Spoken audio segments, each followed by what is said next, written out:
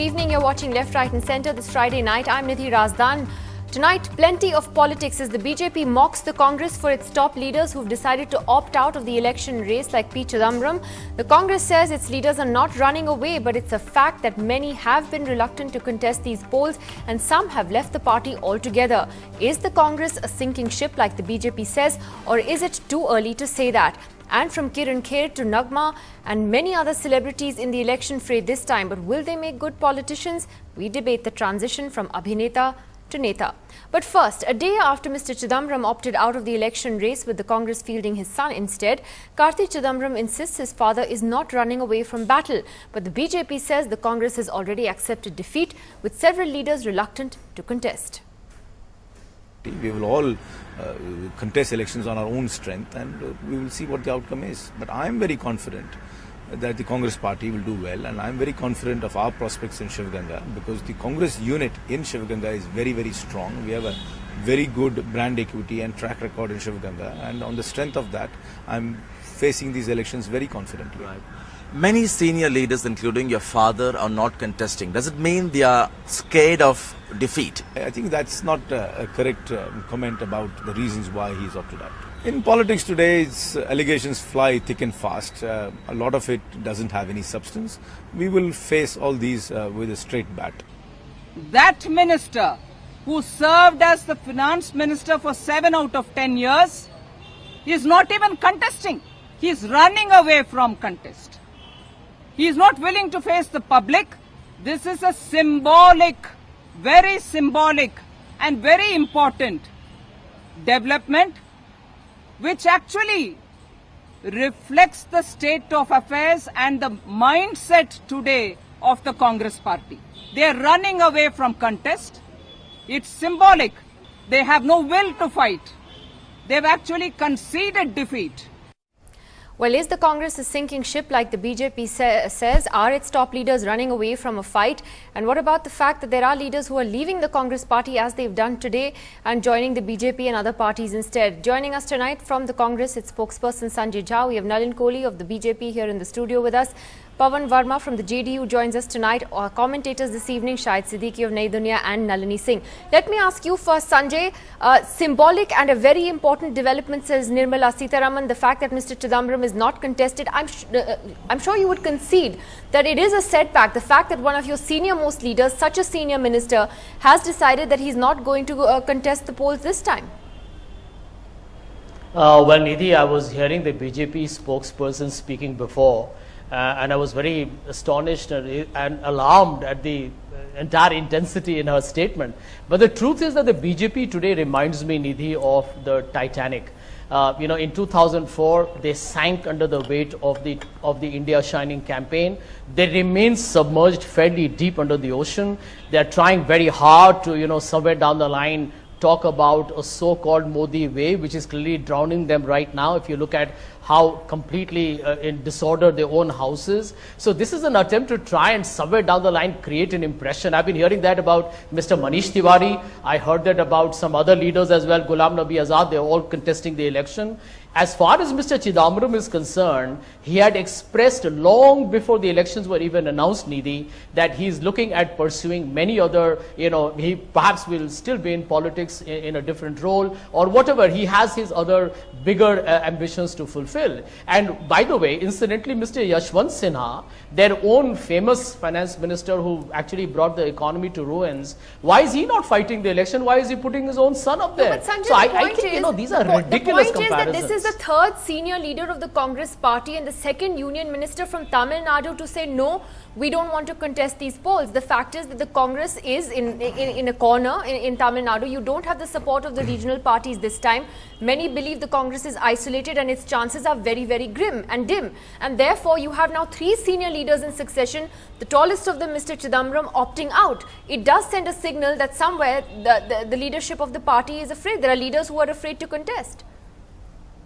No one's going to buy that Mr. Chidambaram wants to write a book now, No, let me tell you. Look at the arithmetic here. Actually, the chances of the Congress, if you look at the political arithmetic of Tamil Nadu, enhances significantly because there are now multiple factions. And by the way, Mr. Manishankar Iyer, who's also been a very, very senior leader, in fact, he's much more older and experienced than many of the other leaders you're talking about, is fighting the election as well. So I don't think we should try and read too much into it. This is nothing but an attempt, a very diversionary attempt to somehow make it, the perception is a big issue in an election. But right now, as you're seeing, why is Mr. Modi fighting from 2 seats? Why are their leaders actually changing seats? Why is Mr. Rajnath Singh running away from Ghaziabad? Why are many of their why did Mr. Advani not want to fight from Gandhinagar? Why is there a revolt in Bihar where Shatrughan Sinha is facing protest from his own rebels in BJP? So I think this is a more complex situation, but to try and say that somebody from the Congress is not fighting is ridiculous. I want to make one point here. Mr. Rahul Gandhi, ever since he has made the statement that we are going to win the elections in 2014, despite all the talk of the so-called Modi wave, I think has rattled the BJP. And I think Mr. Jaitley, who's fighting his first election at the age of 62 in Amritsar, should be concerned because we have Captain Singh standing against him. You see a lot of dynamics, but I can promise you we are going to stay there, fight hard and win. Okay, all right. So, Nalin Kohli, Sanjay Jha says you're rattled. I do wonder whether you are. But there are a number of valid points he also makes. You have leaders too who are not contesting. Mr. Yashwant Sinha is not. You also have had problems in various constituencies. You've had leaders who want to change constituencies as well. So why is it that the Congress is then seen to be a sinking ship in this case? Well, I think the beauty about the truth and simplicity is it's easy for those who accept it and complex for those who don't understand it. And I really think that Mr. Jha looks at it as a complex. It's not really very complex. I'm glad he brought Mr. Rahul Gandhi's name. Let's start from there. I think the leader who's leading the Congress party doesn't really know basic arithmetic. He says that there are 2,300 kilometers of roads were built under the NDA, when the government of India, in its affidavit in the Supreme Court, pointed out that 23,844 Your kilometers. Prime Ministerial candidate does Let not me even just know finish, the name my of the dear father friend. of Why the do you nation. get so rattled when I That's the take most Mr. scandalous Gandhi's thing in name? this country. I heard you patiently No, no, about I'm telling all the you, your platitudes Prime you had for our Ministerial senior leaders. candidate Would you does like not to have even some know the patience, name of Sanjay? Mahatma Gandhi. Sanjay, have some patience, Let's you know. stick to I the mean, subject, I understand though. The question that, you know, is, why but is I the think Mr. Congress Rahul a Gandhi sinking is just ship? another human being, and, you know, he can face some criticism. I don't think you need to be so defensive. Why is the Congress the sinking ship? Well, so therefore, let me just come on this. Yeah. So I'll go one by one. Mr. Jha has raised a number of points. Let's start from the top. If the economy is doing well, then we have not still got an answer why price rise is unabated for almost 10 years. Why unemployment is high, why are economic indicators low, and why what they call Bharat Nirman, so they should be, you know, very confident. Why is Mr. Yashwant Sinha not Well, I'll come to Mr. contesting? Yashwant Sinha last. I'll answer first the points that Sanjay Jha brought up. So I think the point here is that everyone knows that the Congress is seeing an election in which they have nothing to speak about except communalism and Mr. Modi. They really can't even speak about their own achievements. They themselves probably can't buy the fact. The truth is so obvious. Now let's go down to the BJP.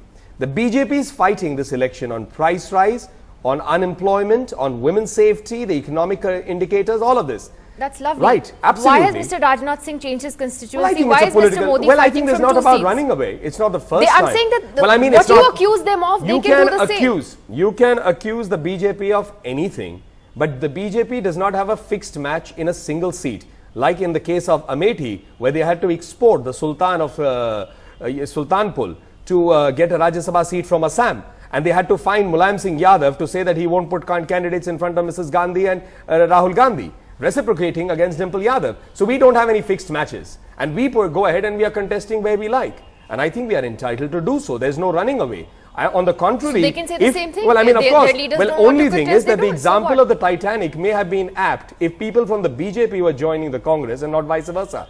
I think almost everyone, I mean, at least I'm not aware of a single ship that is sailing way into the winds and, you know, probably about to go into the moon, and they are all leaving it and joining a sinking BJP. I think, you know, Mr. Jha has to come up with something more credible, not so incredulous. Okay, let me BJP is gone with the wind.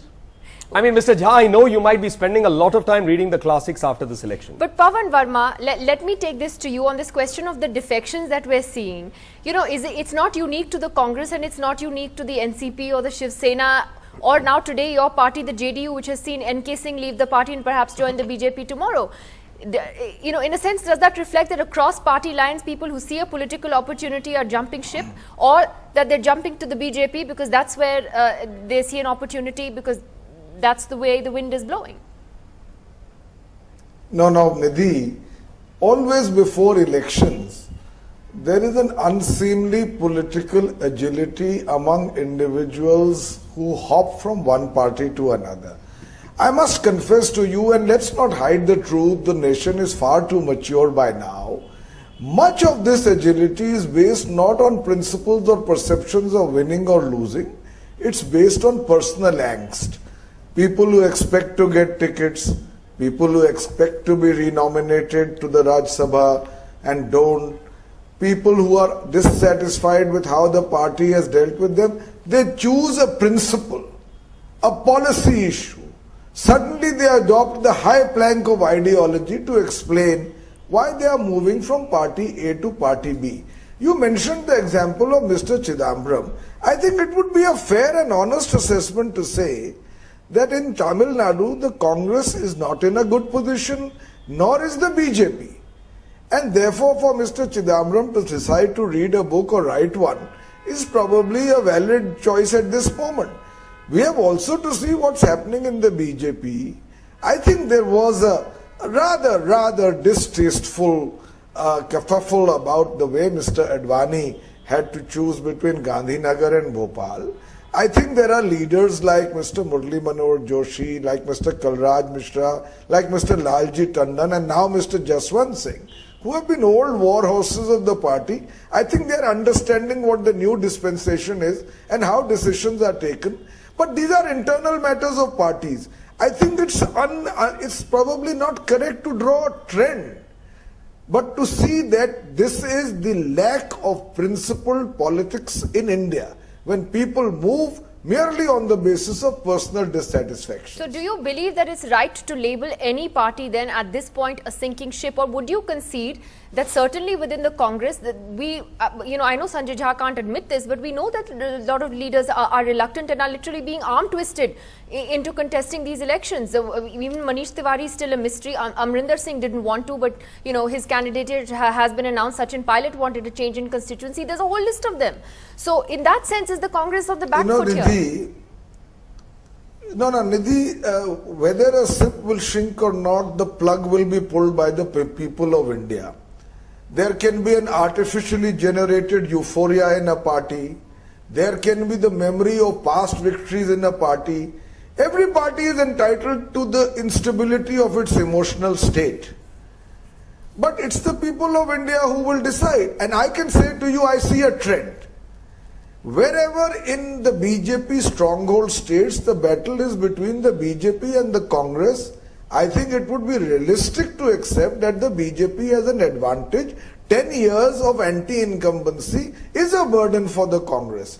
But wherever there is a credible third force, be it the emergence of the Aam Aadmi Party in Delhi, or in Tamil Nadu, or in Orissa, or in West Bengal, or in Kerala, or even to some extent in Bihar and UP, wherever there is a credible third force, I think the BJP's position is not that clear for them to be celebrating prematurely. Okay, so you're saying there's a touch of overconfidence in the BJP. Both Nalin and Sanjay want to respond to you before I come to our commentators. Nalin Kohli first.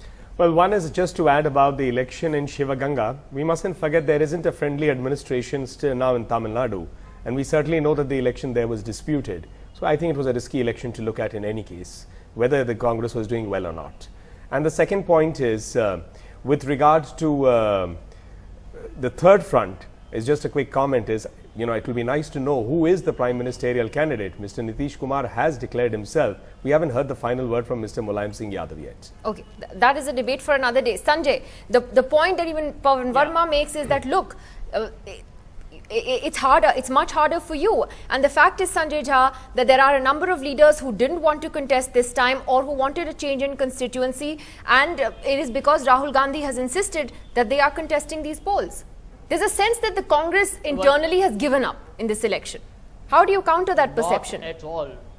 Not at all. Can I tell you something, Nidhi? I want to be very frank with you on your channel and tell you this, that, we are privy to certain internal dialogue, and the confidence that has been displayed by Mr. Gandhi in making that statement publicly, I think we should take that very, very seriously.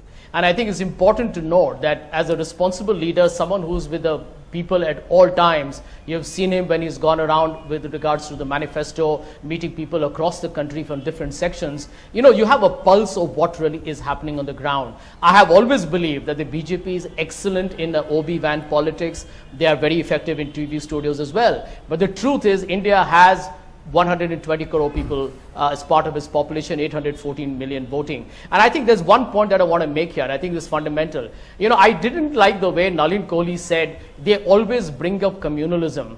I want to remind Mr. Kohli that your party has given tickets to people who have been questioned, who have been arrested in the Muzaffarnagar case. And if that is not a serious issue for India to debate, then I think you really have a very, very extremely flimsy attitude towards what should be the most critical aspect to be debated in any secular democracy. Thank you. I'll just make a quick response to that.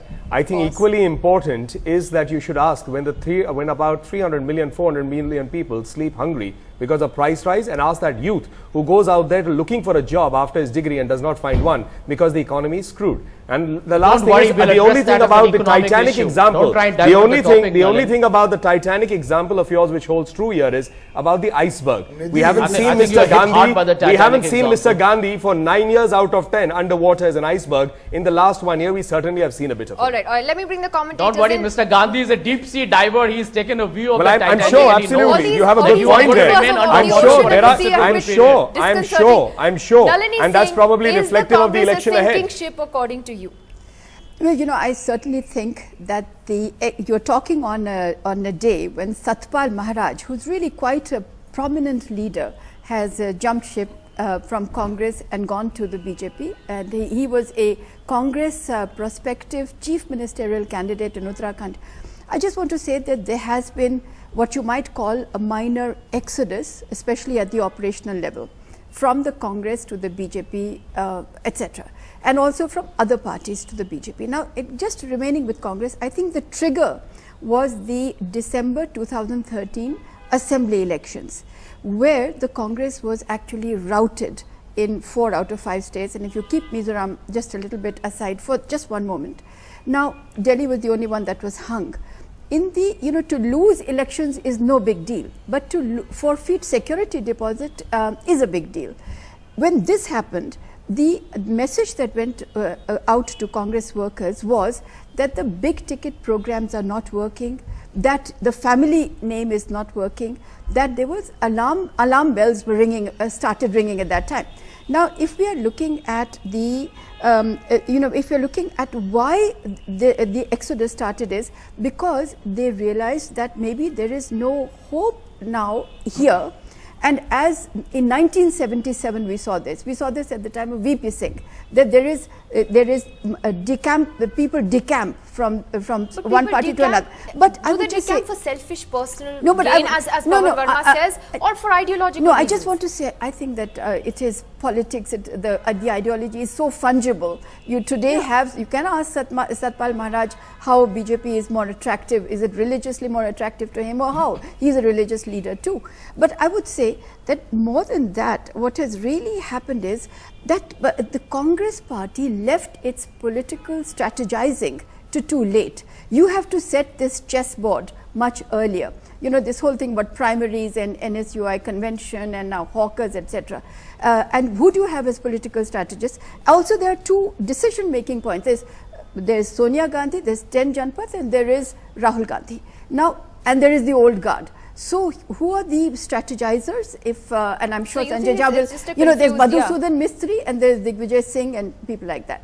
I would say that somewhere along the way, this has been left to so late that now you see that other people have come and filled the vacuum. BJP announced its prime ministerial candidate a long time ago. Absolutely. Shahid Siddiqui, on this question of people jumping ship and switching sides, how does somebody, and you know that personally yourself when you've been a politician, when you switched parties also, why do people do it? I mean, how do you be a part of one particular dispensation one day and the next day completely change sides? I mean, Rahul Narvekar has been on this program and many others every day espousing the cause of the Shiv Sena and hammering the Congress and the NCP, and today he's in the NCP. It's actually still a little hard to reconcile that.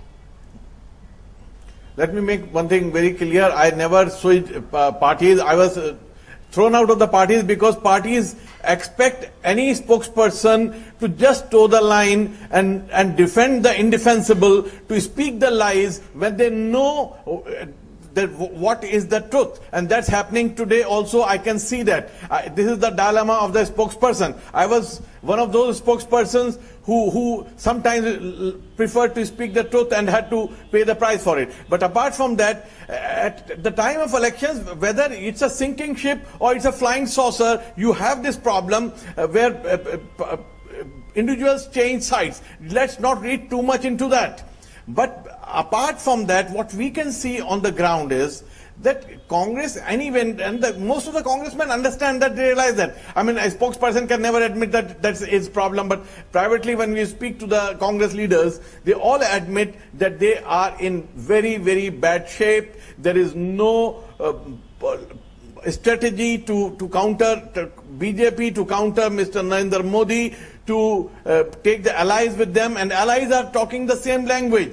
If you talk to the Congress, even senior Congress leaders, they say, look, we won't be crossing 3 figures. So that is the situation. Now, in this situation, some people will cross, but that is not important. What is important is that even the top leadership is now preparing for 2019 elections. They realize that in 2014 they may not, and they have been telling others that we will be able to stop Narendra Modi. Their whole strategy is to stop Mr. Narendra Modi from becoming the Prime Minister. Their strategy is not to make Mr. Rahul Gandhi the Prime Minister or for the Congress to form the government. Their strategy has been, and they have been quite vocal about it, that it is to stop Mr. Narendra Modi, and they say we'll be able to do it by supporting somebody from the third front, from outside or from inside. And therefore, do you agree, Shahid Siddiqui, the fact that someone like Mr. Chidambaram, when he opts out of the contest and when he opts out of the race, it is, as Nirmala Sitharaman says, symbolically very important, the message that it sends out,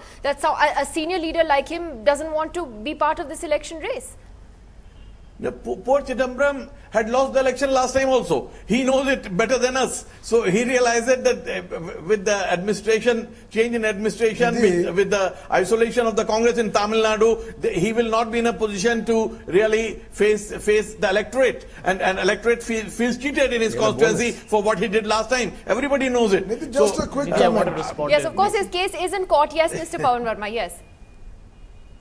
No, just a quick comment. In the usual acrimony that exists when Congress and BJP are together in a panel, quite understandable, something rather worrying came up, Nidhi. And I think that is not a matter of partisan politics but of national concern. For the first time I saw that governance and religious and social harmony were being juxtaposed as a polarity, as if one is possible without the other.